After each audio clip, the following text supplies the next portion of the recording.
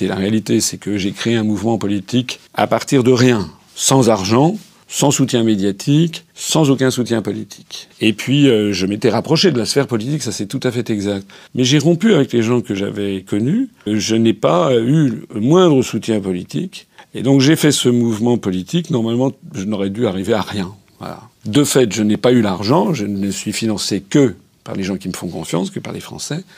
Et le moins qu'on puisse dire, c'est que je n'ai pas les grands médias. Je vous ai dit à l'instant que moi, ça m'a coûté de l'argent, honnêtement.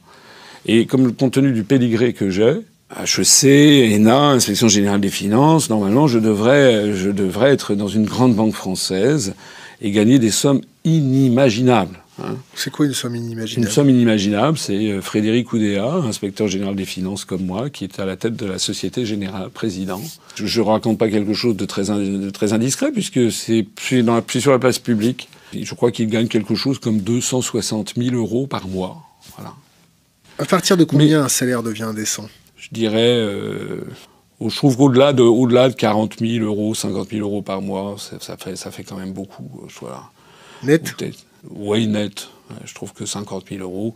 C'était d'ailleurs, je crois, 30 000 €, 40 000 €, c'est à mon avis, c'est le salaire que gagnaient les dirigeants de grandes entreprises publiques, hein, à peu près. Mais maintenant, dans le privé, vous avez des gens qui gagnent comme ça, et même beaucoup bien davantage, sans compter les stock options, etc. Quand j'ai créé l'UPR, j'ai fait un cadrage très précis, avec une charte fondatrice, en fixant quels sont les objectifs du mouvement. Sortir de l'Union européenne, sortir de l'euro, sortir de l'OTAN. Je n'ai jamais varié d'un iota sur ces questions. Et mon programme politique n'a pas non plus varié d'un iota. Si demain, je commençais à dire finalement, on va faire, en fait, vous savez, finalement, il vaut mieux une autre Europe, finalement, je me suis un petit peu trompé, c'est un peu excessif, on va pas sortir de l'Union européenne, on va proposer une autre Europe comme tous les autres. Il y aurait 80% des gens qui sont à l'UPR, de nos adhérents, qui renverraient leur carte.